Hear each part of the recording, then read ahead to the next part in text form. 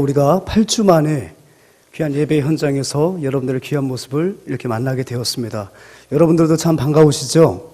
예, 오셨을 때 교회 문이 활짝 열려 있고 새 삶의 시작 예수 그리스도 가정의 행복 주는 교회라는 그 구호 속에 또 사랑하는 여러분들께서 주님을 예배하기 위해서 이 자리에 오셨다는 그 자체가 얼마나 감사한지 모르겠습니다. 어젯밤에 잠을 제가 잘 잤을까요? 못 잤을까요?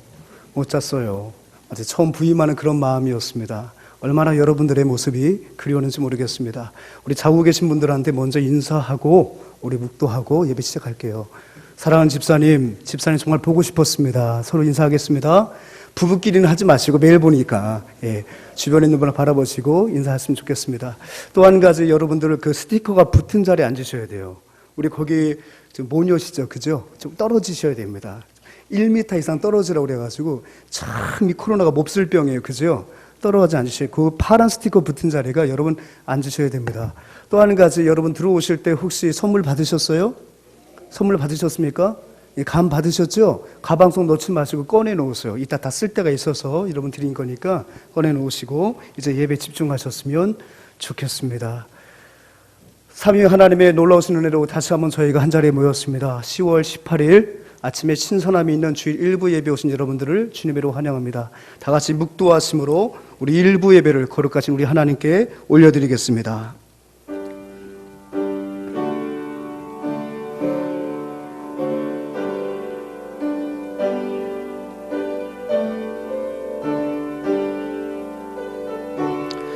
아버지,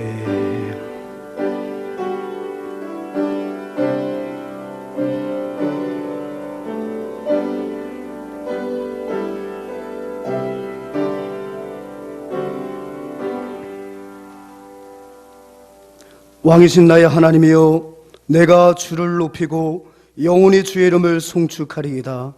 내가 날마다 주를 송축하며 영원히 주의 이름을 송축하리이다. 영원히 주의 이름을 송축하리이다. 아멘. 우리 다 같이 자리에서 일어나셔서 찬송가 3장을 함께 부르시며 찬양하겠습니다.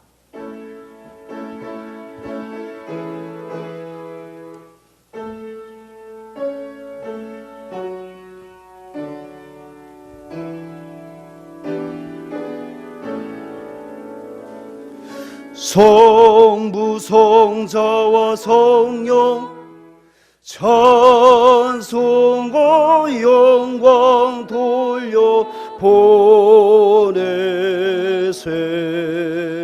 대처로 지금까지 또 영원 무궁토록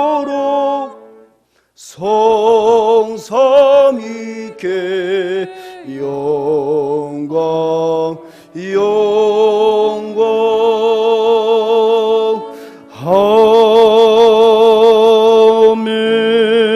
아멘. 우리 함께 표를 힘차게 제청하겠습니다. 표 제청.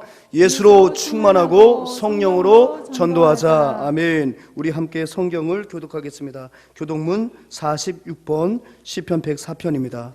내 영혼아 여호와를 송축하라. 여호와 나의 하나님이여, 주는 심히 위대하시며 존귀와 권위로 옷 입으셨나이다. 주께서 옷을 입음같이 빛을 입으시며 하늘을 휘장같이 치시며 물에 자기 누각의 늘보를 앉으시며 그러므로 자기 수레를 삼으시고 바람 날개로 다니시며 바람을 자기 사신으로 삼으시고 불꽃으로 자기 사역자를 삼으시며 땅에 기초를 놓으사 영원히 흔들리지 아니하게 하셨나이다. 주께서 물의 경계를 정하여 넘치지 못하게 하시며 다시 돌아와 땅을 덮지 못하게 하셨나이다. 여호와께서 샘을 골짜기에서 솟아나게 하시고 산 사이에 흐르게 하사 각종 들짐승에게 마시게 하시니 들나귀들도 해갈하며 공중의 새들도 그 가에서 깃들이며 나뭇가지 사이에서 지저귀는도다. 그가 그의 누각에서부터 산의 물을 부어주시니 주께서 하신 일의 결실이 땅을 만족시켜 주는도다. 아멘. 다같이 사도신경으로 우리의 신앙을 주님께 고백하겠습니다.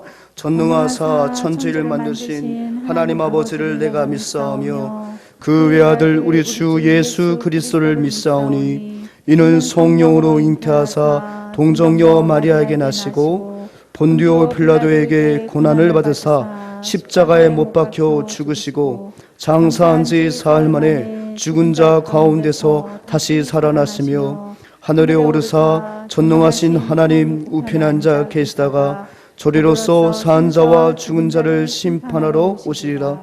성령을 믿사하며 거룩한 공예와 성도가 서로 교통하는 것과 죄를 사하여 주시는 것과 몸이 다시 사는 것과 영원히 사는 것을 믿사옵나이다. 아멘. 모두 자리에 앉아주시기 바랍니다. 이 시간 찬송가 210장입니다. 시온성과 같은 교회 그의 영광 한없다. 찬송가 우리 210장 교회의 영광과 교회의 존귀함을 함께 찬양하신 후에 이진행 집사님께서 우리를 대표해서 기도하시겠습니다.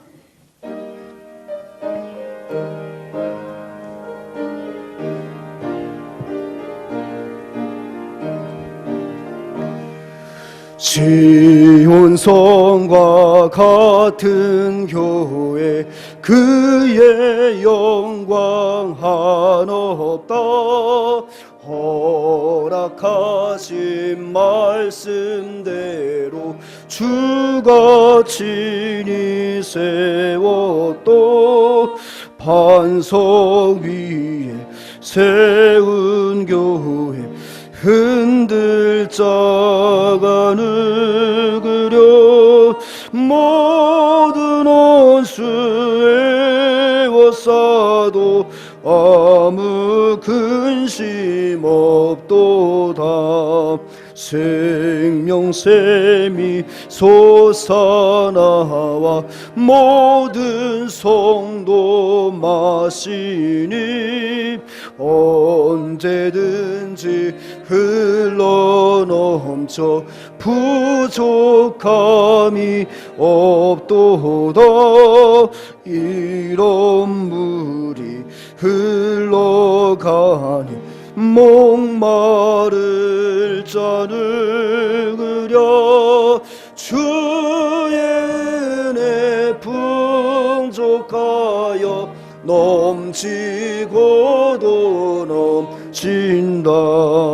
주의 은혜 내가 받아 시온 백성 되는 때 세상 사람 비방해도 주를 찬송하리라.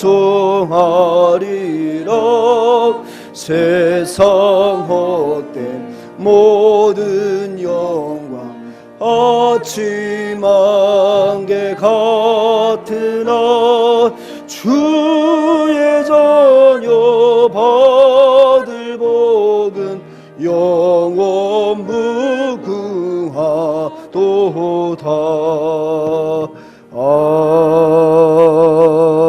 아멘. 사랑하는 하나님, 참으로 감사를 드립니다. 저도 이렇게 기다리던 예배 이렇게 한 자리에 모여 하나님 예배드리게 하시니 너무나 감사를 드립니다. 사랑의 주님, 세상의 유혹에 이끌려 하나님 뜻대로 살지 못하고 내 맘과 내 뜻대로 살아왔음을 고백합니다. 세상 속에서도 말씀을 항상 기억하고 뜻에 따라 살아가는 저희들이 되게 하여 주시옵소서. 사랑의 하나님, 코로나19로 위기의 교회와 성도들을 붙들어 주시옵소서. 세상은 코로나로 두려워 떨고 있사오니 저희들 위로하여 주시옵시고 하나님을 믿고 온 교회가 하나님께 돌아와 한마음으로 기도하게 하여 주시기를 간절히 원합니다.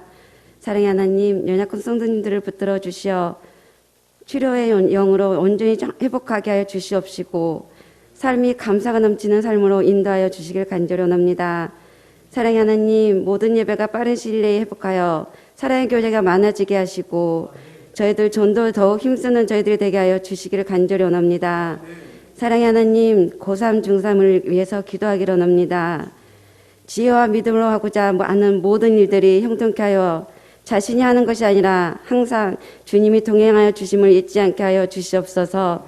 믿음으로 더욱 성장하는 귀한 자녀들이 되게 하여 주시기를 간절히 원합니다. 군에 간 청년들 훈련 가운데 어려움이 없게 하여 주시고 믿음으로 모든 삶 가운데 승리하게 하시며 주님을 함께 하심으로 하루하루가 행복한 삶들이 되게 하여 주시옵소서. 이 시간 말씀을 증거하시는 목사님 늘 영육간의 강건함을 허락하여 주시옵시고 하나님 아버지의 권능으로 오른팔로 붙들어 주시어 하나님을 감당하기 부족함이 없게 주시옵소서. 말씀을 듣는 저희들 선포되는 귀한 말씀으로 위로를 얻고 세상을 이기는 지혜와 힘을 공급받아 한 주간도 놀라운 은혜가 평강이 넘치게 하여 주시기를 간절히 원합니다. 부목사님들께 동일한 은혜를 더불어 주시옵시고 맡은 부서가 부흥 성장하기 부족함이 없게 하여 주시옵소서. 올로 목사님 가족을 기억하여 주시기를 원합니다. 하고자 하시는 모든 일들 가운데에 주님이 함께 하시어 어려움이 없게 하여 주시옵시고 늘 삶 가운데 강건케 하시고 모든 일들이 주님이 기뻐하시는 일들이 되게 하여 주시옵소서. 이 모든 말씀 우리 주 예수님 이름으로 기도합니다.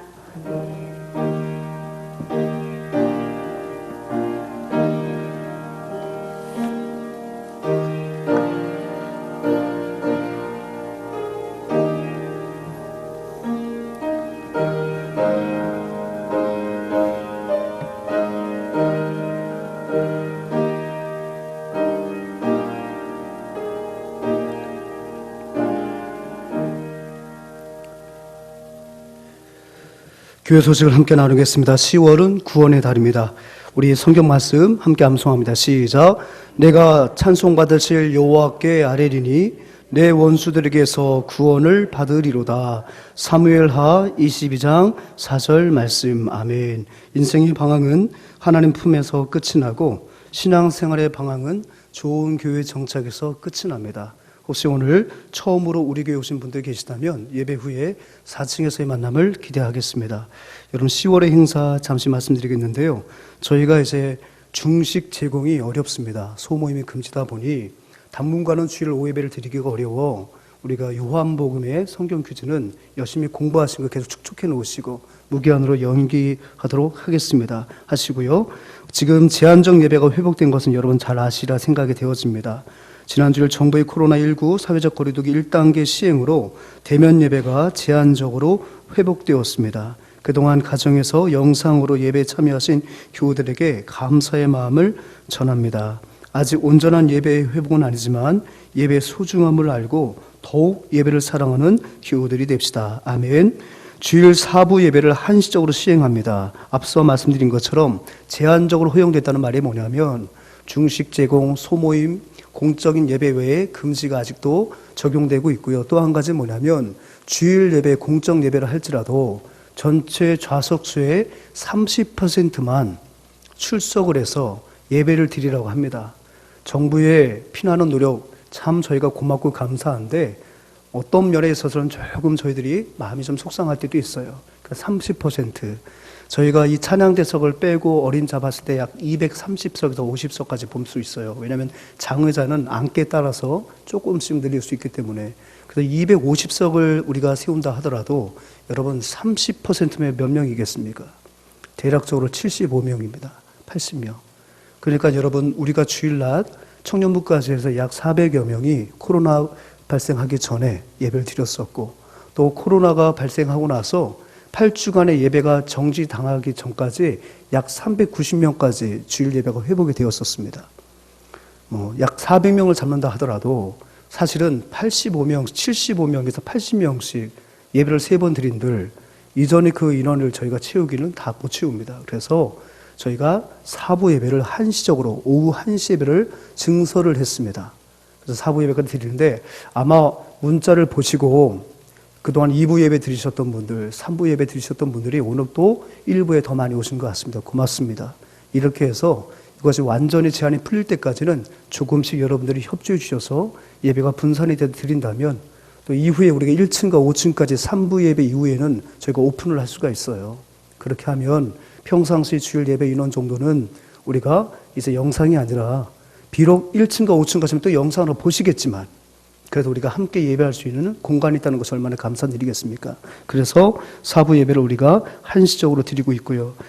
오후 3시에 드렸던 우리 주일 오후 예배는 여러분 가정에서 주보에 가정예배 모범이 나와 있으니 가정예배로 여러분들께서 함께 가족들과 경건생활에 힘써 주셨으면 좋겠습니다. 지난주에 여러분 기도해 주셔서 목요일날 있었던 소래노회 정기노회가 은혜 가운데 성료되었습니다. 또 한 가지 여러분께 특별히 권고 말씀 드리는 것은 뭐냐면 우리가 정규 예배 시간에만 뭐든지 가능합니다. 실은 이 기간이 저녁기도 총진군 기간인 건 알고 계시죠?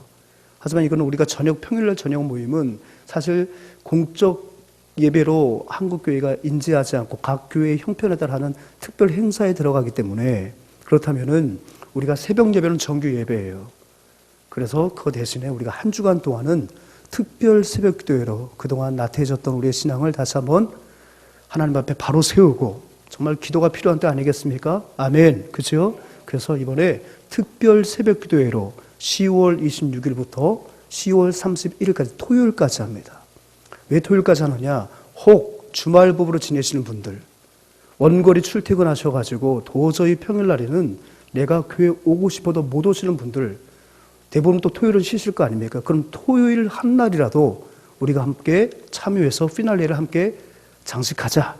그런 의미에서 토요일까지, 원래 저희가 토요일날 새벽 기도는 없습니다만 특세 때에는 토요일날 기도회를 넣은 것이 바로 그것 때문에 그래요.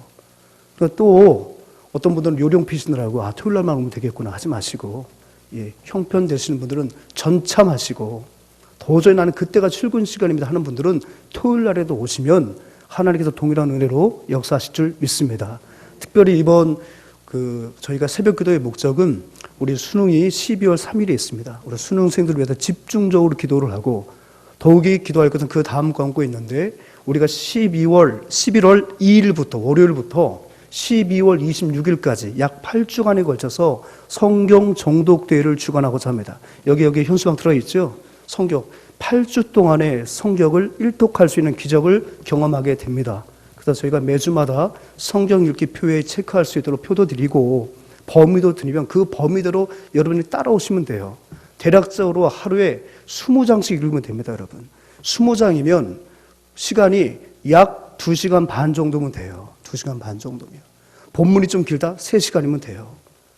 그러니까 여러분 충분합니다. 드라마 한 편 안 보고, 아침 드라마 안 보고, 저녁 드라마 안 보고, 그 다음에 여러분 스마트폰 검색 안 하면 충분히 할 수 있어요.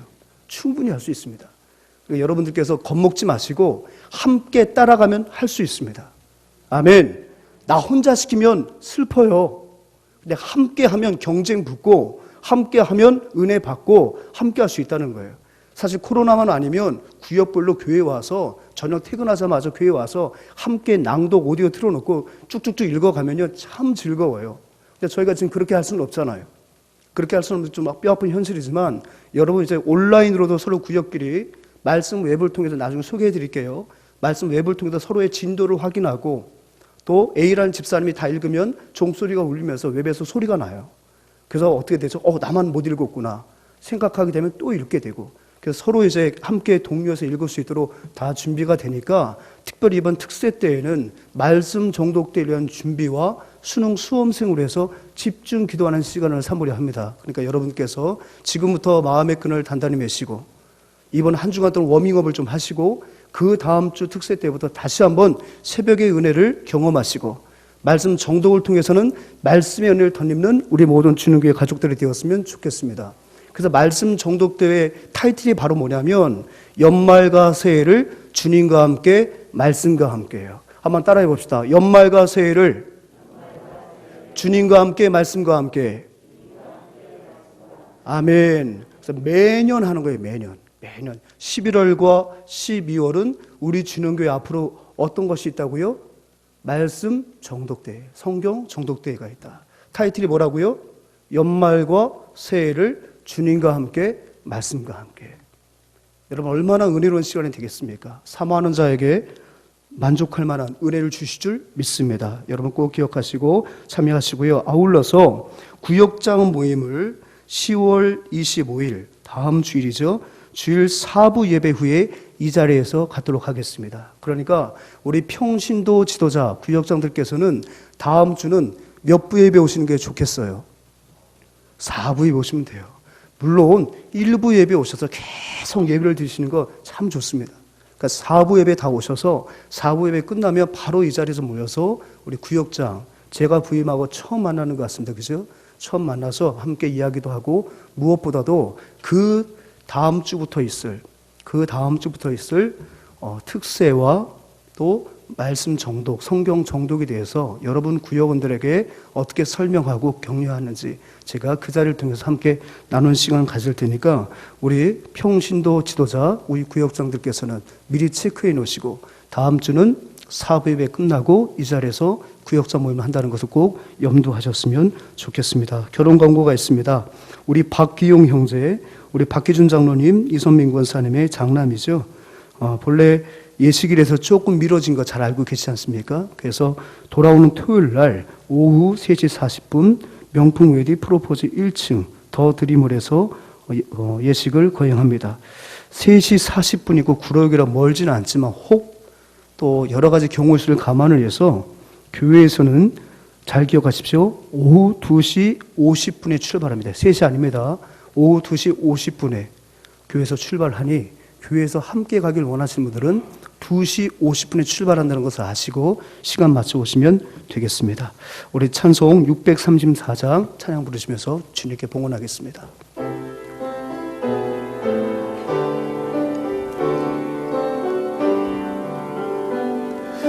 모든 것이 주께로부터 왔으니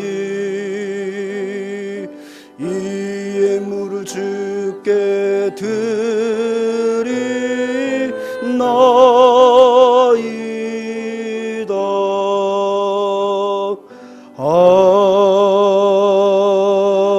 아멘. 주일헌금 올려드렸습니다. 감사헌금 주님께 드렸습니다. 주 안에서 건강하게 성장하게 하옵소서. 1천 번째 헌금 드렸고요. 또 온 가족 건강하게 지켜주시니 감사드립니다. 감사헌금 올려드렸습니다. 예배 회복하게 해주심 감사합니다. 아멘. 감사헌금 올려드렸습니다. 10의 1조 또 건축헌금 구제헌금 주님께 봉헌했습니다. 참 좋으신 아버지 하나님 참으로 감격스럽습니다. 이렇게 하나님께서 사랑 믿음의 가족들 지난 8주 동안도 건강하게 지켜주시고 예배를 사모하는 마음들을 허락하여 주셔서 이날을 손꼽아 기다리다가 이렇게 복된 성일 주님 앞에 나와 예배하게 하시고 또 그간 드리지 못했던 귀한 예물을 주님 앞에 올려드리게 하시니 감사합니다. 하나님 늘 주님 앞에 드리는 예배이지만 이렇게 함께 숨결을 느끼며 온기를 느끼며 드리는 예배가 얼마나 소중한 예배인지를 절실하게 깨닫는 8주였습니다. 우리에게 기회 있는 대로 더욱 모이기를 힘쓰는 우리 주는교회 모든 믿음의 가족들 되게 하여 주옵소서. 주님의 은혜 감사하여서 예측 불허의 시대 속에서도 주님의 인도하심을 고대하여 귀한 예물을 올려드렸습니다. 이 예물을 주님께서 기뻐 받아 주시옵소서. 연락하여 주시옵소서. 또한 이 예물 가운데 담겨진 우리의 간절한 기도 제목을 주께서 들어주시고 주님의 때에 주님의 방법으로 응답하여 주시옵소서. 예수님의 이름으로 기도합니다. 아멘. 이 시간에 우리가 잠깐 한 가지 더 기도하겠습니다. 우리의 수능 기도 제목 함께 같이 기도하겠는데요. 여러분 주보 한번 보십시오. 주보에 수능 기도문 있죠. 수험생들을 위한 기도문. 먼저 우리 주는교회 수험생 9명의 명단을 먼저 이름 한번 읽어보고 우리 기도문 함께 낭독하고 이제 말씀 듣겠습니다. 자, 우리 김담비부터 같이 있습니다. 시작.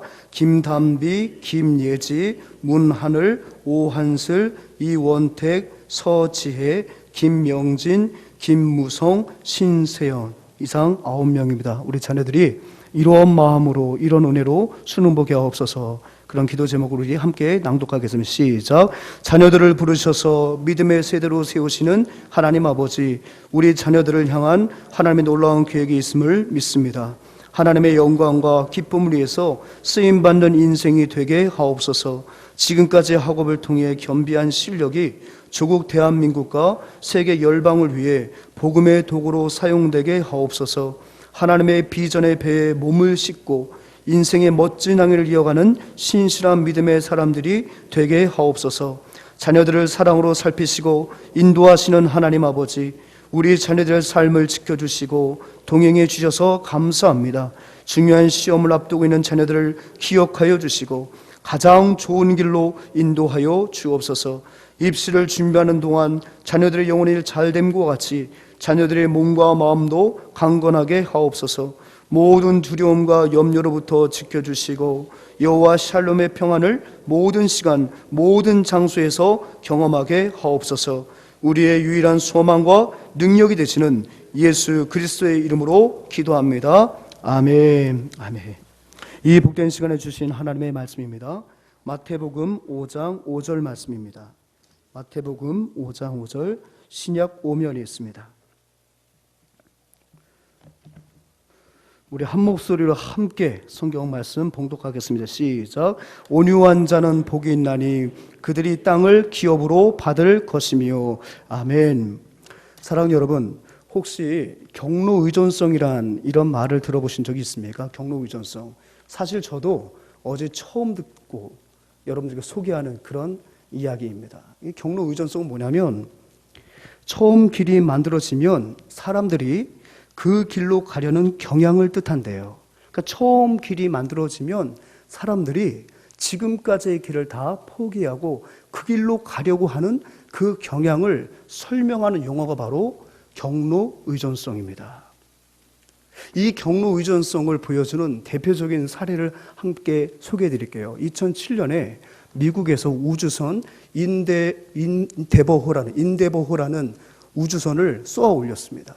근데 그 인데버호의 그 우주선의 로켓 추진체의 그 폭은 143.51cm래요. 143.51cm. 근데 사실은 많은 과학자들은 그 인데버호가 보다 안전하게 대기권을 빠져나가서 우리가 목적하는 바까지 도달하기 위해서는 사실은 더 큰 로켓 추진체가 필요하다고 말을 하였지만 최대치로 만든 것이 143.51cm였다는 거죠. 왜 그랬을까요? 왜냐하면 그 로켓 추진체를 발사장까지 이제 운반을 해야 되는데 육상에서 그것을 유일하게 운반할 수 있는 크기는 철도밖에 없었어요. 근데 여러분 안타깝게도 그 철도의 선로의 폭이 143.51에서 조금 넘는 거예요. 그러니까 그 선로의 폭에 맞추려고 하다 보니까 맥시멈으로 한 게 143.51cm였다는 거죠. 그렇다면 여러분 보세요. 그럼 그 철도 선로의 폭의 기준은 무엇으로 만들었을까요? 19세기 영국에서 이 철도를 만들었거든요. 그때 당시에 그 규격이 바로 143.51cm보다 약간 크다고 합니다. 그러니까 사실은 2007년도에 쏘아 올렸던 최첨단의 우주선이 19세기에 만들어진 그 철도 선로의 폭에 제한을 받았다는 거예요. 근데 여러분 여기서 조금 더 탐구해 들어오면 더 재미있어요. 그러면 여러분 그 19세기 영국의 그 철도 선로의 폭은 무엇을 기준으로 했을까요? 그것은 바로 19세기에 영국 광산에서 쓰던 수레의 폭이 바로 그 철도 선로의 기준이 되었다는 거예요. 그러면 그 철도 광산에서 사용했던 그 수레의 폭은 무엇으로 기준을 했을까요? 갑자기 세월이 꽁충 뛰어서 2000년 전으로 올라갑니다. 2000년 전 로마 시대에 그 로마의 도로를 활보하고 다녔던 말 2마리가 끌던 수레의 폭이 바로 이 규격이었다는 거예요. 그러니까 여러분 생각해 보세요. 첨단 과학의 집대성이 되었던 수학과 과학, 물리학 모든 기초과학이 집대성이 되고 첨단 응용과학이 집대성이 돼서 만들어낸 게 바로 뭐예요? 우주선이에요. 근데 그 우주선을 쏘아 올리는 로켓 추진포의 그 규격은 무엇에 갇혀 있는 거예요? 2000년 전에 로마 시대에 그 수레의 폭이란 말이에요. 근데 그 수레의 폭은 또 무엇을 기준으로 줄 아십니까? 말 2마리가 마차를 끄는데 말 2마리가 마차를 끌 때 2마리의 엉덩이 외경 이해가 되세요? 2마리의 엉덩이 외경을 따라서 수레를 만들었다 하는 거예요. 그러니까 여러분 우주선을 날려보내는 로켓 추진포는 결국 말 2마리의 엉덩이 직경 그 크기로 제한이 된다는 거죠. 무엇을 말합니까? 누군가 기준을 만들어 놓은 거예요. 누군가 길을 만들어 놓은 거예요. 이게 기준이야? 이게 새 길이야? 하면 사람들은 그 새로운 길을 따라가려는 습성이 있는데 한 번 이 습성에 빠져들면 웬만한 것은 받아들이지 않는다는 거예요. 참 재미있는 신문기사를 읽으면서 오늘날 우리의 시대를 한번 생각해 보았어요. 사랑하는 여러분, 저나 여러분들이나 70년을 살았던 80년을 살았던 저처럼 40년 중반을 살았던 간에 처음 맞이하는 팬데믹입니다. 물론 우리 어렸을 때도 콜레라도 있었고요. 일본 내염도 있었어요. 근데 예방주사 맞으면 그렇게 심각하진 않았고요. 또 그 시대에는 이미 백신이 나오다 보니까 정말 그렇게 우리의 목숨을 빼앗을 만큼의 큰 전염병은 아니었잖아요. 그죠? 그러니까 사실은 우리는 지금 이와 같은 상황을 처음 경험하는 거예요. 그죠? 여러분 사실 비대면 예배라는 거 들어보셨어요? 여러분 이 팬데믹은요 우리에게 지금 새로운 길을 자꾸만 제시하고 있고요. 우리는 지난 8개월 동안에 우리도 모르게 이제는 팬데믹이 만들어 놓은 새로운 길을 지금 의존하는 성향들이 있어요. 그게 바로 뭐예요? 경로 의존성이에요. 이제는 마스크 안 한 사람을 보면 이상해요, 여러분. 그죠? 전년도의 교회 행사 사진을 보면 그립기도 하지만 뭔가 어색해요. 왜요? 마스크가 없어요. 마스크가 없는데 서로 밥을 먹고, 마스크가 없는데 서로 부여안고, 마스크가 없는데 서로 게임하는 모습을 보게 되면은 마치 먼 과거의 일처럼 느껴지는 것이 지금 오늘날의 우리의 심적인 상태입니다. 지금 여러분 혹시라도 8주 만에 교회 왔는데 이 예배가 어색한 분 혹시 계십니까? 그런 분들은 굉장히 적응력이 빠르신 분들이에요. 벌써 비대면 예배에 적응하신 분들이죠. 새 시대는 자꾸만 우리에게 새로운 경로 의존성을 압박을 하고 있습니다. 하지만 제가 우리 팔복을 설교하기 전에 먼저 말씀드렸던 것처럼 주님께서 우리에게 허락하신 열어놓으신 새 길, 주님께서 우리에게 허락하신 그 길은 영원한 우리에게 있어서 거룩한 경로 의존성을 유효한다는 것을 기억하셨으면 좋겠습니다. 그런 의미에서 이제 비대면 예배를 우리가 잠시 또 잠시란 말씀 좀 미안하지만 이런 일이 좀 반복될 것 같으니까 중단하고 여기 나왔는데 다시 한번 우리가 현장 예배에 감을 잡을 필요가 있어요. 제가 지난주 월요일 날 제가 존경하는 교회 어른으로부터 선물을 받았어요. 어떤 선물을 받았냐면 감을 선물 받았어요. 감을. 근데 그 어른께서 그 감을 주시면서 너무 고마워하는 저희에게 뭐라고 말씀하셨냐면 이제 우리 목사님 이제 영상 예배 끝내시고 이제 돌아온 주부터 영상 대면 예배로 전환을 했는데 혹 우리 목사님 대면 예배 감 떨어졌을까 봐 제가 이 감을 선물합니다. 이야, 제가 직접 들은 얘기가 아니에요. 저희 아내에게 그분께서 말씀하신 얘기를 아내가 저한테 그대로 전하는데 한편 웃기기도 하지만 한편 정말 제게 필요한 그런 덕담이었다는 거예요. 여러분 멀뚱멀뚱 카메라 보고 여기 계신 몇 분 보고 예배하다가 여러분 여기 계시니까 얼마나 감사한지 모르겠어요. 정말. 근데 그걸 어떻게 아시고 감 떨어지지 말라고 그 감을 선물하는 거예요. 그래서 가만 보니까 감 떨어지는 것은 나만 감 떨어지는 건 아닌 것 같아. 그리고 이 감동을 나만 받으면 이거는 내가 이기적인 것 같아. 그래서 우리 교역들과 상의해서 돌아온 주일날 우리 교인들에게 감을 하나씩 선물하자. 그래서 그날 제가 오자마자 그 감을 보고 사진을 찍었어요. 그리고 그 어른께 보내드렸어요. 고맙습니다.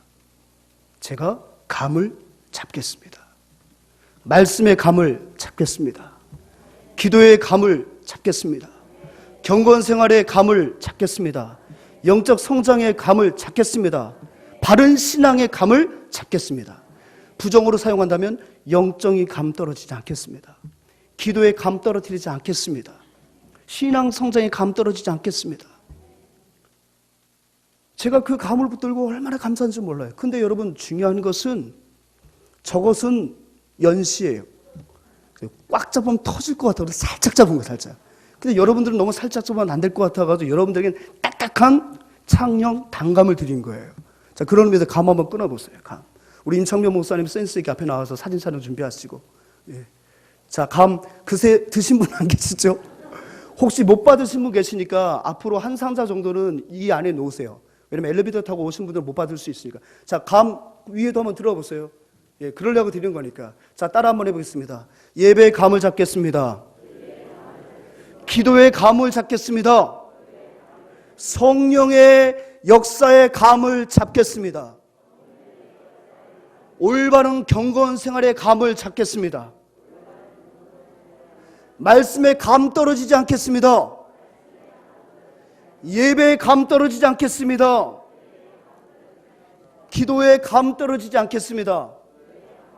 할렐루야, 아멘. 막 흔드세요, 이제 막 흔드세요, 막 흔드세요. 이런 걸 찍어야 되는데, 이런 걸 찍어야 되는데, 예, 절 찍지 마시고 여기 찍으시면 돼요. 절 찍지 마시고, 예, 한번 쫙 웃으면서 감 잡았습니다. 시작, 감 잡았습니다. 감 잡았습니다. 예, 내리십시오 이제. 예. 이제 넣어 놓으세요. 자꾸 잡지 마시고. 사랑 여러분, 자꾸만 구태이하는 것을 잡으려고 하는 경로 의존성은 지양해야 하겠지만 참된 진리를 회피하려고 하는 새로운 경로 의존성은 또 극복해야 될 줄 믿습니다. 우리는 지금 주님께서 우리에게 허락하신 복의 길에 대해서 배우고 있어요. 복의 근간에 대해서 배우고 있습니다. 조금 더 조려 말씀드린다면 하나님의 백성이 추구하고 하나님의 백성이 마땅히 누려야 할 그 8가지 복을 배우고 있습니다. 어찌 보면 주님께서 복의 기념을 새롭게 열어놓으신 우리에게 무엇보다도 경로 의존성이 필요한 지금 8복을 새롭게 배워가고 있는데 오늘이 그 3번째 시간입니다. 오늘 말씀이 바로 어떤 말씀이었습니까? 온유한 자는 복이 있나니 땅을 기업으로 받을 것이다. 그 다음에 이 온유는 무엇입니까? 첫째, 온유는 성령의 사역입니다. 무슨 사역이라고요? 성령의 사역이다. 사랑 여러분, 이 온유라는 이 원어의 뜻은 이런 의미가 있어요. 어떤 사람이 권력자 또는 교만한 자들의 압제에서 느끼는 고통과 괴로움을 표시하던 표현하던 그 말이 바로 무엇입니까? 온유예요. 온유하면 친절하고 겸손하고 따뜻한 그런 형용사 아닙니까? 맞아요. 그런데 그 온유라고 하는 히브리어 아나는 여러분 말씀하신 대로 온유하고 친절하고 따뜻한 이런 의미가 있지만 그 어근의 의미가 바로 뭐라고요? 어떤 불의한 사람에 의해서 받는 압제와 고통 속에서 느끼는 그 괴로움을 아나라고 표현했어요. 나 정말 못 참겠네. 아재 개그인데 나 너무 힘드네 할 때 그 나 너무 고통스럽네. 히브리어 그 아나가 바로 그 어근이 바로 뭐라고요? 독재자에 의해서, 교만한 사람들에 의해서, 권세자들에 의해서 압박당하는 그 고통을 표현하던 단어가 바로 뭐라고요? 온유라고요, 온유. 근데 생각해 보십시오. 왜 하나님께서는 히브리어를 쓸 때 이 온유와 고통이란 그 개념을 혼재해서 그 어근으로 주셨을까요? 근데 이건 참 쉬워요, 여러분. 보십시오. 그 사람이 온유한 사람인가 온유하지 않은 사람인가는 언제 판가름이 날까요, 여러분? 모두가 평안하고 모두가 행복할 때는 다 온유한 사람이에요. 모두가 다 행복하고 있는데 혼자 성질 부린 사람은 찾아보기 드물어요. 그런 사람들은 정말 국보급이에요, 국보급. 모두가 좀 더 혼자 혈기 부리고 모두가 행복한데 혼자 짜증나는 사람들은 제가 볼 때는 그분은 환자인 것 같아요. 그죠? 그러니까 대체적으로 우리는 어때요? 모두가 행복하고 모두가 평안하고 모두가 기뻐하면 함께 더불어서 기뻐하죠. 그런 상황 속에서는 어떤 사람이 유독 온유한 사람인가를 발견하기가 어려워요. 그죠? 근데 언제 온유한 사람이 도드라집니까? 핍박과 압박과 서름과 고통과 괴로움 속에서 그것을 이겨내고 표현하는 모습 속에서 온유한 사람과 온유하지 않은 사람이 어떻게 되죠? 구분이 된다는 거예요. 그러니까 히브리어로 나는 고통과 압제를 말하는데 왜 이 고통과 압제가 온유로 연결이 되느냐? 즉 진정한 온유는 고통과 압제를 통제하는 사람의 성품에서 비롯된다는 것입니다. 할렐루야. 그러니까 온유는 바로 뭐라고요? 평안할 때 온유가 아니라 고통과 압박과 소름 속에서 그러한 감정들을 어떻게 처리하는 것이 온유한 것인가를 보여주는 거예요. 보여준다는 거죠. 그러니까 여러분, 온유한 사람은요, 이런 일이 있을 때 어떡합니까? 하나님께 기도해요. 하나님, 제가 너무너무 지금 힘이 듭니다. 저 사람이 자꾸 제 마음속에 돌을 던집니다. 저를 자꾸 분노하게 합니다. 제가 저 사람과 혈기로 맞서지 않도록 주여 도와주시고 나의 억울함을 신원하여 주옵소서. 자신의 그 모든 괴로움과 압박과 서름을 혈기로 맞서는 것이 아니라 분노로 대하는 것이 아니라 하나님께 그 모든 것을 토로하고 그 기도를 통해서 주시는 하나님의 평안을 얻고자 기도하면서 외연적으로도 그것에 대해서 인내하는 그 모습, 그게 바로 온유라는 거예요. 그러니까 여러분, 이 온유라는 것은요, 선천적인 것이 아니에요, 여러분. 이 온유는 선천적으로 탁월하는 것이 아닙니다, 여러분. 선천적으로 심성이 착한 사람일 수는 있겠죠. 하지만 진정으로 말하는, 성경에서 말하는 그 온유는 모든가 고통과 압제 속에서도 하나님을 철저하게 신뢰함으로 인하여 그 서름과 압박을 견뎌내고 도리어 하나님을 소망하며 외연적으로는 부드럽고 유하게 사람을 대하는 이러한 성품이라는 것은 절대로 선천적으로 탁월하는 것이 아니라는 거예요. 성경에도 그것을 우리에게 말씀 주고 있습니다. 여러분, 마태복음 11장 28절 29절 말씀을 한번 같이 읽습니다. 시작. 수고하고 무거운 짐진 자들아 다 내게로 오라. 내가 너희를 쉬게 하리라. 29절 시작. 나는 마음이 온유하고 겸손하니 나의 멍에를 메고 내게 배우라. 그리하면 너의 마음이 쉼을 얻으리니. 지금 누구의 말씀이시죠? 예수님의 말씀이세요.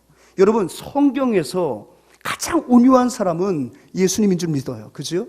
우리 예수님이. 근데 예수님이 뭐라고 말합니까? 수고하고 무거운 짐진을 다 내게로 와.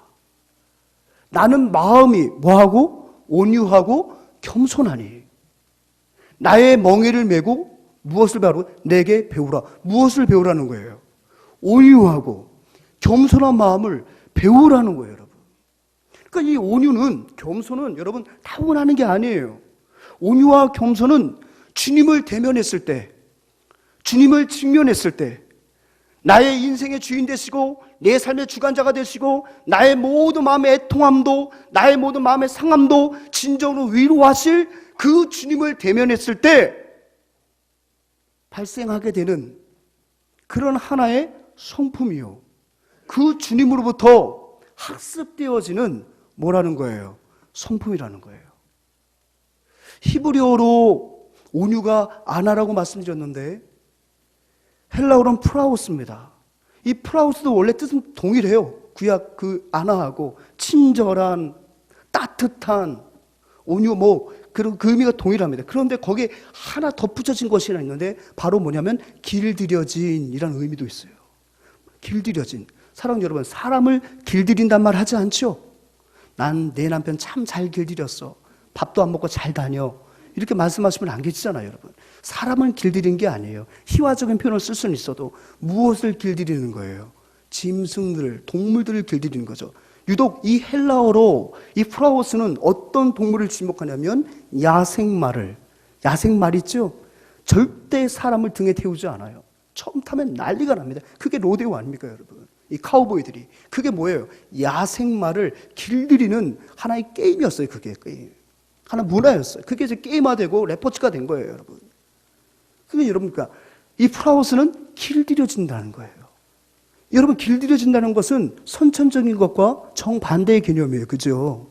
그럼 무엇에 길들여지는 것? 어떤 외부의 힘으로 길들여지는 것. 그게 프라우스, 그게 온유란 말이에요. 그렇다면 여러분, 그 힘이 바로 무엇입니까? 성령의 힘이에요. 아멘.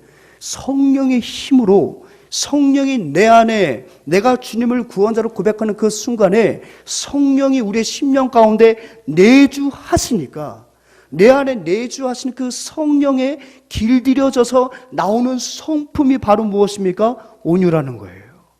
온유라는 거예요. 그러니까 여러분, 절대로 이 온유는 선천적인 게 아니에요. 제가 왜 자꾸 이걸 강조하냐면, 온유하십시오 하니까 나는 원래 이렇게 태어났다는 거예요. 난 원래 그렇다는 거예요. 원래 그렇다는 거예요. 난 원래 다혈질이고, 난 원래 분노를 잘하고, 하지만 뒤끝은 없고, 그건 자기 생각이야. 제발 그런 얘기 하지 마세요. 본인은 뒤끝이 없지. 받은 아내한테 물어보세요. 뒤끝이 있는지 없는지. 평생 쌓아놓고 사는데. 그러니까 그런 말하는 분들은 경계해야 돼. 그런 게. 아주 이기적인 사람, B형, 혈액형 B형. 그런 분들은. 그러니까 여러분 이런 분들은 조심하셔야 돼요. 자기는 뒤끝 없이 자기가 승질을 냈으니까 자기가 거두는 건 마찬가지인데 그것을 받은 사람은 뒤끝이 있고 없고를 본인이 어떻게 압니까, 여러분? 본인이 어떻게 알아요, 여러분? 그건 모르는 거예요. 그러니까 여러분 자꾸 자기는 타고난 기질이 그렇대. 타고난 기질이. 근데 여러분 그렇지 않다고요. 이 온유는 뭐라고요? 길들여지는 거예요. 어떤 힘에 의해서. 지금 마태복음 11장 29절에서 말하고 있지 않습니까? 나는 마음이 온유하고 겸손하니 나의 멍에를 메고 내게 배우라.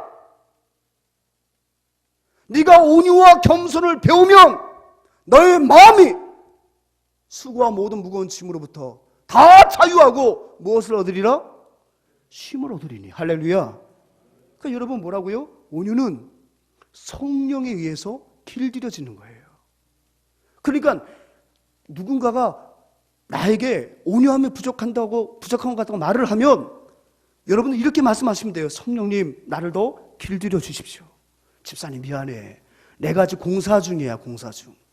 아직도 성령이 지금 내 마음을 온유함으로 지금 공사 중에 있어. 여러분 공사장에 가면은 어떤 표지판이 있어요. 공사 중이오니 대단히 통행에 불편을 드려 대단히 죄송합니다.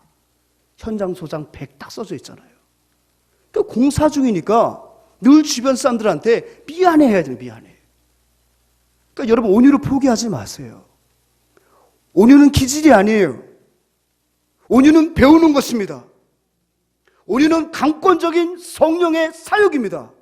성령을 의존하고 성령을 의지하면 그 성령께서 말씀을 통하여 나의 내면을 바꿔주신 줄 믿습니다. 그래서 우리가 자주 부르고 이따 3부 때는 여러분 죄송합니다. 3부 때는 여러분 특주가 있는데 원하고 바라고 기도합니다는 그런 귀한 찬양이 있죠. 거기 보면 후렴 가사가 참 마음이 좋아요. 하나님의 꿈이 나의 비전이 되고 예수님의 성품이 나의 인격이 되고 성령님의 권능이 나의 능력이 되길 원하고 바라고 기도합니다. 참 주옥 같은 가사입니다. 근데 거기서 보면 예수님의 성품이 나의 무엇이 된다고요? 나의 무엇이 된다고요? 인격이 된다는 거예요. 여러분 갈라디아서 5장 22절과 23절에 보게 되면 예수님의 성품이 곧 성령의 9가지 열매로 나타나거든요. 한번 같이 읽습니다. 시작. 오직 성령의 열매는 사랑과 희락과 화평과 오래 참음과 자비와 양성과 충성과 온유와 절제니 이 같은 것을 금지할 법이 없느니라. 아멘. 여기서 온유가 바로 뭐예요? 성령의 성품이에요. 성령의 열매예요. 이 9가지 성품을 모두 갖고 계신 분이 바로 누구십니까? 예수님이세요. 우리가 성화된다는 것은 무엇입니까? 죽을 때까지 이 9가지 성품을 길러내는 거예요. 누구에 의해서? 성령에 의해서 길들여지는 거예요. 우리의 모든 죄된 성품이 성령의 9가지에서 나타나는 성품이 되도록 성령님은 날마다 여러분을 채근하시고 여러분을 때로는 책찍질하시고 여러분을 권면하시고 때로는 위로하시고 여러분의 마음밭을 자꾸만 이 9가지 열매가 열릴 수 있는 마음밭으로 자꾸 개량하십니다. 무엇을 통해서요? 말씀을 통해서. 할렐루야. 말씀을 통해서. 그래서 우리가 성경 정독을 꾸준히 해야 된다는 거예요. 꾸준히. 여러분 온유는 성령의 사역이에요. 성령은 후천적으로 우리의 모든 선천적인 기질을 극복해 하시는 능력입니다. 따라서 여러분 온유를 포기하지 마십시오. 온유를 성령을 통하여 예수님의 말씀을 통하여 배우시는 저와 여러분 될 때 우리 모두가 성령의 사람이 될 줄 믿습니다. 두 번째, 제가 여기서 한 가지 좋은 문장이 있습니다. 오카노 목사님의 이 팔복에 대한 책들을 제가 읽다 보니까 참 주옥 같은 문장에서 한번 여러분 소개합니다. 같이 읽습니다. 시작. 그리스의 온유는 우리 믿는 자들이 착용할 수 있는 가장 아름다운 장신구이다. 아멘. 동의하세요? 스와로브스키라는 어떤 그 액세서리가 최고의 장신구가 아니라 우리 그리스도인들이 정말 그리스도인이라면 지녀야 할 최고의 장신구는 바로 뭐라고요? 온유예요. 온유예요. 두 번째 온유는 무엇입니까? 온유는 제어된 힘입니다. 다시 따라합니다. 온유는 제어된 힘이다. 여러분 온유의 대명사는 우리 예수님이잖아요. 그죠? 근데 예수님의 온유를 여러 성경 모든 곳에서 삶으로 행동을 보여주고 계시지만 그래도 말씀으로 보여주기는 구절이 이 말씀이 아닐까 싶어요. 우리 같이 있으면 시작. 상하강대를 꺾지 아니하며 꺼져가는 심지를 끄지 아니하기를 심판하여 이길 때까지 하리니. 우리 주님은 여러분 상한 갈 때는요, 어린아이도 꺾어버려요. 이거 불필요하잖아요. 이걸 갖고 파피루스를 만들 거예요. 왕고를 짤 거예요. 뭐 할 거예요? 상한 갈 때는 그냥 만만하니까 아무나 다 꺾어버려요. 꺾어도 그걸 왜 꺾냐고 책만 듣지 않아요. 여러분 심지가 이제 꺼져서 빨랑빨랑 하면 어떻게 합니까? 그건 당연히 끄고 새 심지를 꽂는 것이 모든 것이 상례예요. 그죠? 근데 우리 주님은 마땅히 꺾을 수 있고 마땅히 꺼버릴 수 있는 그런 인생이라 할지라도 끄지 않으시고 꺾지 않으신다는 거예요. 끝까지 어떻게 하신다는 거예요? 참으시고 그들에 대해서 억압하지 않으시고 그것들을 긍휼히 여겨주신다는 거예요. 언제까지요? 심판하여 이길 때까지. 주님께서 목적하신 그 구원의 본질을 온전히 완성할 때까지.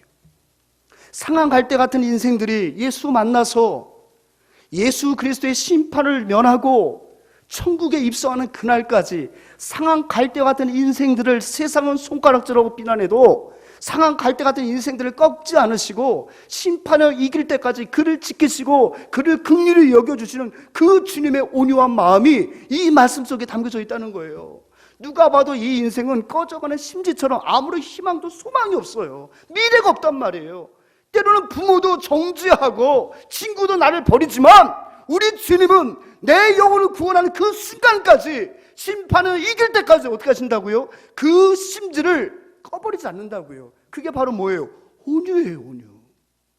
그게 바로 주님이 갖고 계시는 그 온유의 뭡니까? 성품이라는 거예요. 근데 때로는 우리가 오해하고 있는 게 있어요. 온유와 유약함을 너무너무 이해하지 못하는 분들이 계세요. 여러분 온유와 유약함은 다릅니다. 여러분 유약하다는 것은 바로 무엇입니까? 여러분 온유도요 가짜 온유가 있어요. 어떤 경우가 가짜 온유냐? 누군가 나에게 불합리한 일을 시켰어요. 누군가 나에게 억압을 했단 말이에요. 그런데 내가 충분히 그 억압하는 사람을 오히려 내가 도리어 공격할 수 있고 그를 굴복시킬 수 있는 힘이 있음에도 불구하고 혈기를 내지 않고 이 모든 것을 하나님께 신원하는 그러한 자는 정말 성경에서 말하는 바로 말하는 온유예요. 온유. 그런데 내가 덤벼봤자 더 많이 얻어 터질 것 같으니까 참고 있는 건 온유가 아니에요. 이해가 됐습니까? 그게 바로 유약이에요. 내가 당연히 할 수 없고 내가 해 넘길 수 없으니까 그냥 굴종하고 가만히 있는 거, 이건 온유가 아니에요. 그런 사람들의 마음속에는 무엇이 있겠습니까? 용서가 있겠어요? 아니죠. 분노가 있는 거예요. 내가 힘만 기르면, 내가 정말 힘만 기르면 내가 다 갚을 거다. 내가 다 갚을 거다. 그래서 마음속에 끊임없이 복수를 불러일으키는 거, 그게 바로 뭐예요? 유약함이에요. 유약함. 근데 온유는 다르단 말이에요. 온유는 그런 것이 온유가 아니란 말이죠. 여러분 1세기 당시에 많은 유대인들은요 예수님을 유약한 존재로 봤어요. 온유한 분이 아니라 유약한 분으로. 왜냐하면 그들은 예수님에게 기대하는 바가 참 많았거든요. 그 예수님께서 병든 자를 고치시고 오병이어의 기적을 베풀어 주시고 귀신들을 쫓아내실 때 강력한 이스라엘의 메시아가 오신 줄 알았단 말이에요. 그래서 그분이 이 유대인들을 저 로마인들, 저 이방인들의 압제에서 우리를 해방시켜 주시고 다윗과 같은 왕으로 우리를 이 땅 가운데서 하나님의 선민의 지위를 회복시켜 주실 그런 메시아로 봤단 말이에요. 근데 언제부턴가 이분이 자꾸만 유대인들이 가장 저주스럽게 여기고 있는 나무에 달려 죽는다고 말씀하시는 거예요. 또 세금 문제를 물어봤더니 하신다는 소리가 가이사 것은 가이사에게 바치는 게 맞지? 그들의 권리와 권력을 마치 인정하는 것처럼 보인단 말이에요. 그러니까 점점 예수님을 유약한 존재로 보기 시작하는데, 유약한 존재로 낙인을 찍었는데 그가 어느 날부터 자꾸 본인이 하나님의 아들이라고 말하고 성전을 헐었다가 3일 만에 짓는다고 말씀하시니까 그들이 발끈하는 거예요. 야, 너처럼 비천한 출신에 너처럼 빛을 난 인생이 감히 하나님의 아들이라고? 신성 모독에 대한 분노가 일어나고 어떻게 했습니까? 예수님을 십자가에 잡아 단 거예요. 심지어는요, 예수님을 3년 동안 모셨던 제자들도 예수님을 유약한 존재로 여겼어요. 언제요? 극도의 분노의 사건 앞에서. 어떤 사건이었습니까? 한번 성경 말씀 찾아볼까요? 여러분, 마태복음 26장 52절 54절 말씀 제가 읽습니다. 이에 예수께서 이르시되 내 칼을 도로 칼집에 꽂으라. 칼을 가지는 자는 다 칼로 망하느니라. 이게 어떤 사건을 배경하고 있죠? 예수님께서 잡히시기 전날 밤에 겟세마네 동산에서 간절히 기도하고 내려오셨더니 대제사장과 서기관들이 보낸 그 수종들이 어떻게 됐습니까? 예수님을 체포하기 위해서 왔어요. 근데 예수님을 결박하는데 그냥 예수님이 유약하게 마치 그들이 볼 때는 좀 쫄아가지고 손도 내주시고 몸을 꽁꽁 가만히 계시는 거예요. 놔라 이놈들아. 그냥 내가 내 발로 가겠다. 호통도 못 치고 그냥 가만히. 그 모습을 보자니까 막 복장이 터질 것 같아요. 그래서 베드로가 어떻게 했습니까? 베드로가 칼을 꺼내가지고 어떻게 했어요?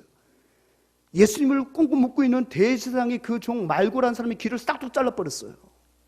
그때 예수님이 하신 말씀이에요. 내 칼을 도로 칼집에 꽂으라. 칼을 가지는 다 칼로 망하느니라. 53절 54절 우리 같이 읽읍시다. 시작. 너는 내가 내 아버지께 구하여 지금 12군단 더 되는 천사를 보내시게 할 수 없는 줄로 아느냐? 내가 만일 그렇게 하면 이런 일이 있으리라 한 성경이 어떻게 이루어지겠나 하시더라. 야, 네가 볼 때 내가 그렇게 유약해 보여? 내가 3년 동안 너에게 보여줬던 모습이 바로 그런 유약한 모습이었네. 내가 지금이라도 하나님께 기도하면 12군단이 더 되는 천군과 천사에 와서 이것들 다 쓸어버리고 나를 이 포박에서 풀어줄 거라는 거 너희들은 생각해 본 적 없어? 그런데 주님이 지금 참으시는 거예요. 무엇 때문에요? 성경 말씀이 응하게 하시려고. 응하게 하시려고. 주님이 할 수 있는 능력이 있으나 셀프 컨트롤, 그 힘을 제어하시는 거예요. 여러분, 오늘은요 제어의 능력이에요. 분노할 줄 몰라서 분노 안 하는 게 아니에요. 성령께서 그 힘을 제어하시는 거예요. 만약에 주님이 제어하시지 않으셨다면 그 자리에서 그들은 다 죽여버렸을 거예요. 그럼 감히 누가 예수님을 십자가의 못을 받겠으며 그러면 우리의 구원은 어찌 이루어질 수 있었겠습니까?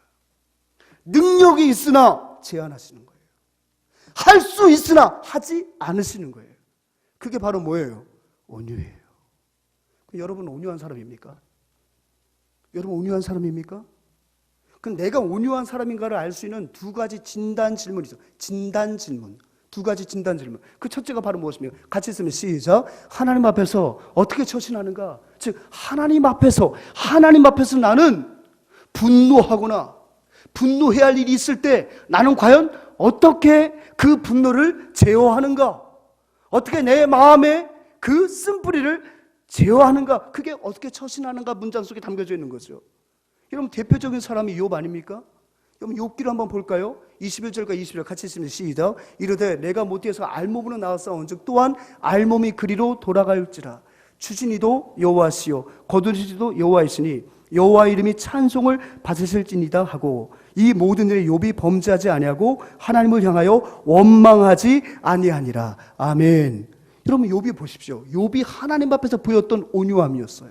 하루아침에 욥이 범죄한 일도 없고 죄를 지은 일도 없는데 자녀들 10남매가 생떼 같은 10남매가 죽었습니다. 모든 재산도 다 탕진했습니다. 아내는 그를 저주합니다. 그의 몸에는 온갖 종기와 상처가 들기 시작해서 도저히 간지러워 견딜 수가 없습니다.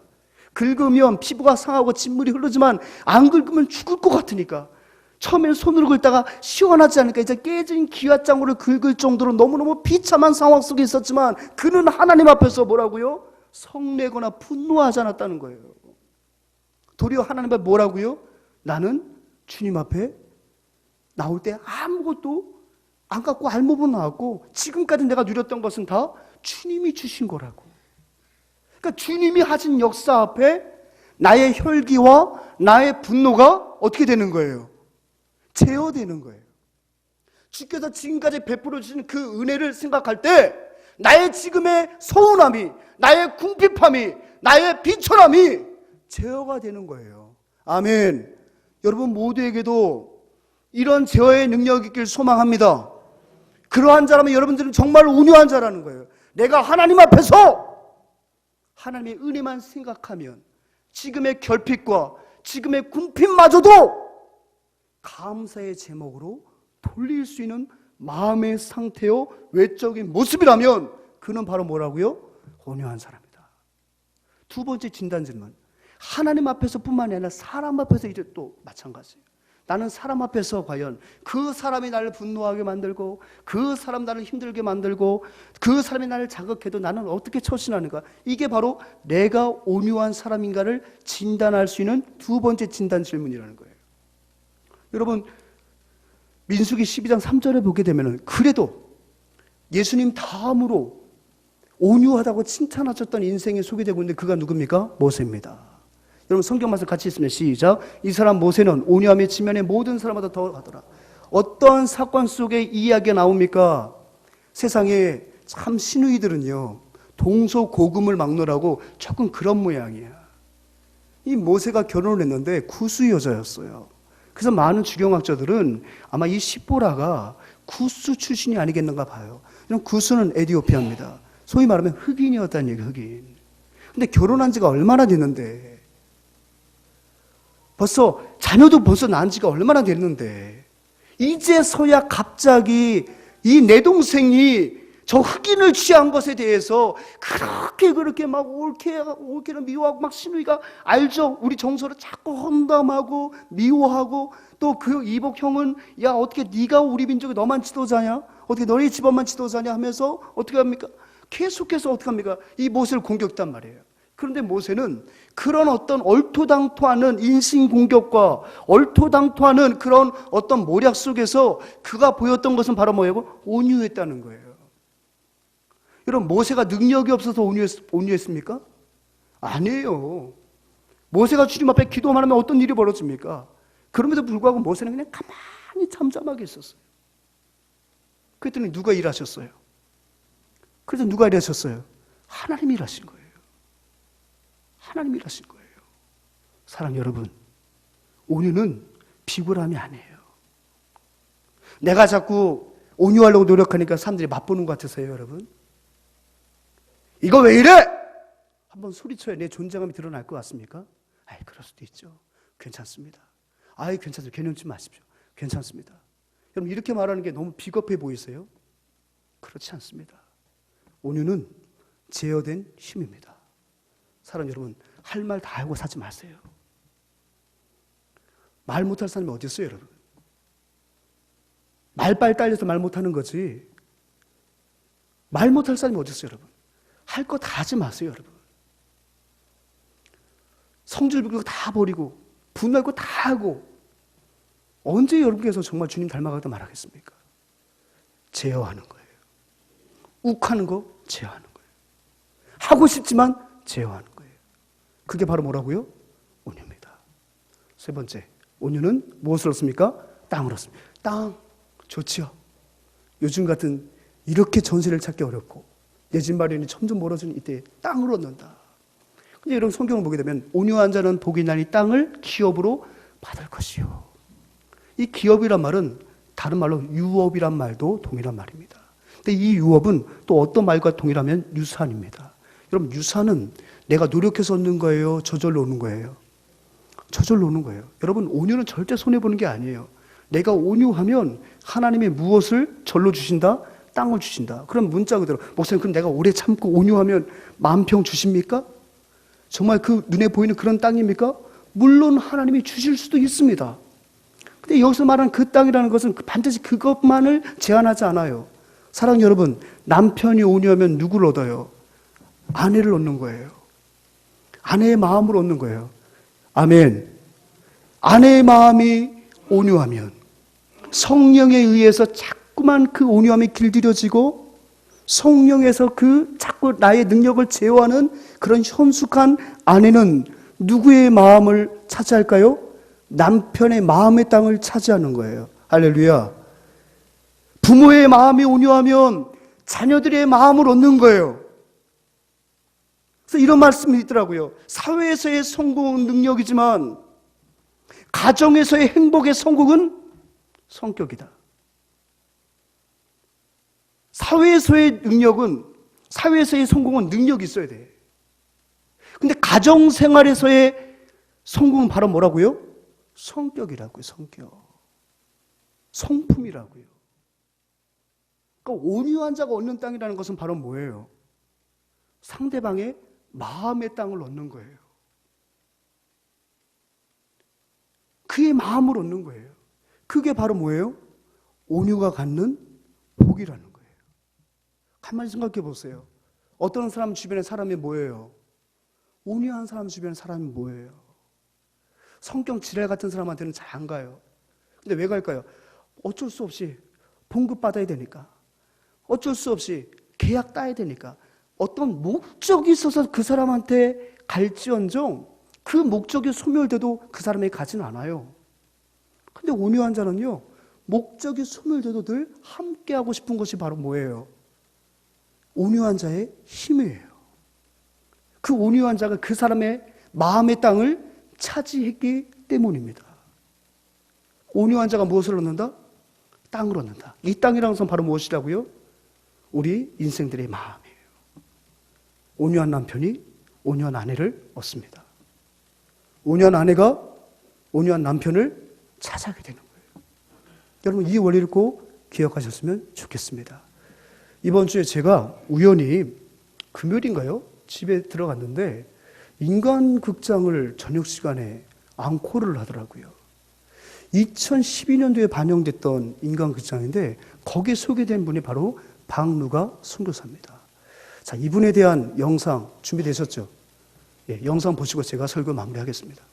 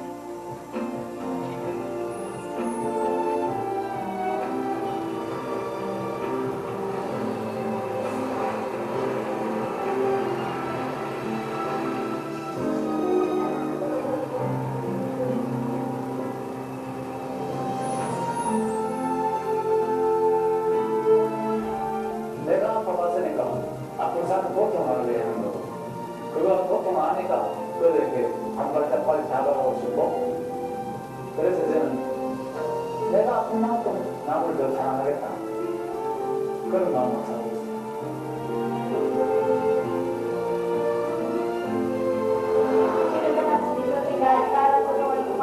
Tulungan niyo po kami sa ikaw po ba ka dito sa amin. Masakanin po kami kasi naging pangalawang father sa akin.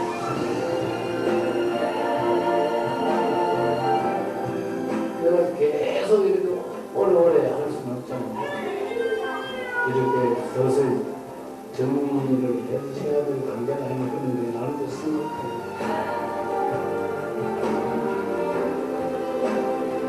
즐겁게 지금까지 지나갔고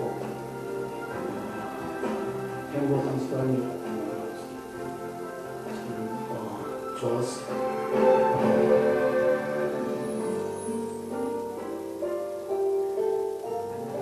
아픈 만큼 사랑하냐고 아니 아플수록 더 사랑하게 2018년 8월 달에 이제 소천을 하셨습니다. 근데 여러분 CGN TV에서는 이제 3부로 이 다큐멘터리를 만들었는데 이제 마지막에 이제 그가 항암치료를 받으면서 정말 일어설 수 없는 그 힘을 갖고 필리핀 오지를 다니며 선교를 하시는데 이제 내가 여기를 언제 또 오겠나라는 생각을 하게 되는 거죠. 그래서 거기는 환자에게 마지막 혈압약 한 봉지를 쥐어주고 그리고 다음번에 오겠다는 얘기를 못해요. 본인이 이제 생명이 얼마 남지 않았거든요. 그러면 돌아섭니다. 근데 그 환자도 그걸 알아요. 그래서 슬피 울어요. 가다가 그분을 한번 돌아옵니다. 근데 제가 참 설교를 준비하면서 은혜 받았던 건 뭐냐면, 여러분, 아픈 만큼 사랑한다? 성경에도 온유한 사람이 많이 나와 있지만 정말 우리가 온유할 수 있을까? 여러분, 설교 들으면서 과연 그렇게 살 수 있을까? 욥은 그렇다 치고 아브라함은 그렇다 치고 성경에 나온 사람들은 다 예수님은 예수님이니까 당연히 그렇게 살 수 있는데, 정말 오늘날 이렇게 우리가 온유하게 살 수 있을까? 그 모델이 있을까? 그 모델이 정말 눈에 보이는 제가 됐으면 좋겠는데 저는 난 너무 부족하고. 근데 이분이 바로 그런 삶을 사셨어요. 계명대 의대를 나와서 목사입니다. 선교사입니다. 아픈 만큼 사랑한다? 여러분, 그 아픔 속에서 그가 얼마나 하나님 앞에 우리 같으면 분노하겠습니까? 제가 뭘 잘못했습니까? 우리 아내는 한국에 식당 일을 합니다. 의사 아내가 식당 일을 하는 거 보셨습니까? 하나님께서 나를 이곳에 30년 후에 보내셨다면 건강이라도 주셔야죠라고 항변하지 않았겠어요? 겉으로는 온유할 수 있어요. 여러분, 한데 내면에서 나를 공격하는 그 소리에 여러분 이겨낼 자신 있습니까? 외부에서 나를 욕하는 건 내가 견딜 수 있어요. 그런데 중요한 건 뭔지 아십니까? 저도 마찬가지더라고요. 외부에서 누가 나한테 무슨 말을 했을 땐 내가 목사니까 참아요. 예, 알겠습니다. 근데 돌았을 때 그 이후로부터 자꾸만 제 마음속에서 저를 정죄하는 소리가 들려요. 네가 만만해 보이니까 저렇게 하는 거야. 너 왜 그렇게 맨날 가만히 있어야 되는 거야? 너는 항상 그래. 그 다음부터 내 안에서 나를 참수하는 것에 대해서 내가 온유하지 못할 때가 참 많거든요. 근데 그가 그 뼈를 까는 그 아픔 가운데에서도 더 사랑할 수 있게 달라고 사랑을 승화하는 데 있어서는 그 가운데 무엇이 있었을까요? 그게 바로 온유예요. 온유예요, 온유. 내 고통 가운데서도 하나님의 뜻을 알기에 참sam하고, 내 고통 가운데서도 그걸 아니까 아픈 만큼 더 사랑하기 위해서 더 최선을 다하고 한 발 더 가려고 하는 그런 박누가 선교사에게 필리핀에 있는 모든 빈민들이 마음을 줍니다. 오늘 이게 2019년 영화가 되었거든요. 나중에 우리가 영화 한번 같이 볼 수 있으면 참 좋겠네요. 마치 카톨릭에는 수단에 그 울지마 톤지에 그죠? 선교사가 있었다면 우리에게는 박누가 선교사님께서 그런 삶을 사셨더라고요. 아픈 만큼 사랑하는 것.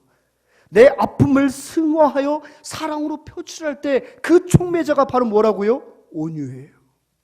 나에 대해서 온유하지 못하면, 내 상황에 대해서 온유하지 못하면, 나를 질병 가운데 방치하신 듯 보이는 그 하나님에 대해서 온유하지 못하면, 내 인생 30년의 결산에 대해서 온유하지 못하면 결단코 이 사역을 감당할 수 없고 마음을 얻을 수 없다.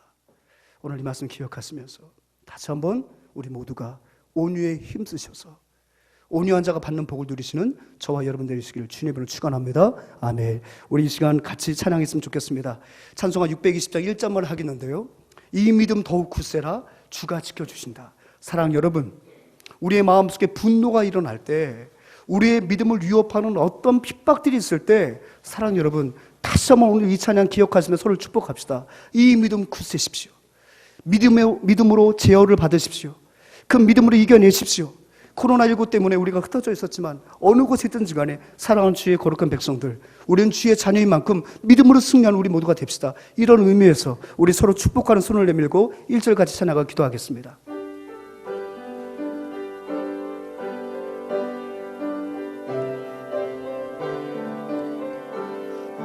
여기에 모인 우리, 여기에 모인 우리 주의 은총 받은 자여라. 주께서 이 자리에 함께 계심을 아노라.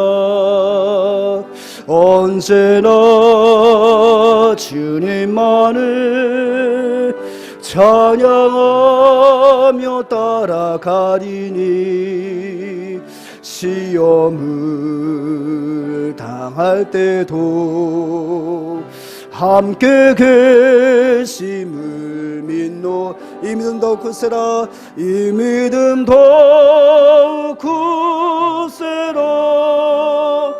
주가 지켜주신다. 어두운 밤에도 주의 밝은 빛 인도하여 주신다. 기도하겠습니다. 참 좋으신 아버지 하나님, 이 땅 살아가는 동안에 우리가 하나님께 열어놓으신 참된 길을 걸어가는 거룩한 백성 되게 하시고, 정말 그러한 하나님의 말씀 가운데 거룩한 경로 의존성을 회복하는 우리 모두가 되게 하여 주옵소서.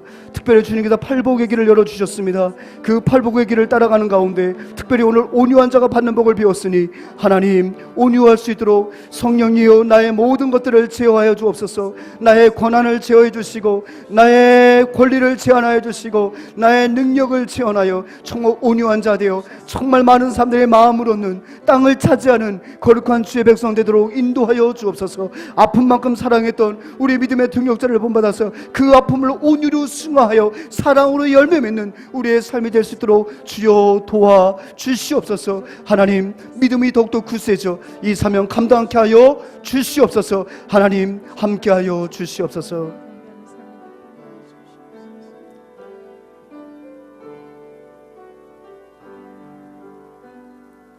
우리 주 예수 그리스도의 은혜와 우리 하나님 아버지의 무한 극진하신 사랑하심과 성령님의 교통하심이 온유한 자가 받는 복을 이제 누릴 것을 결단하고 온유의 능력을 주님께로 배울 것을 다짐하며 돌아가는 주의 권속들의 심령과 걸음 위에 이제로부터 영원토록 함께 있을지어다. 아멘.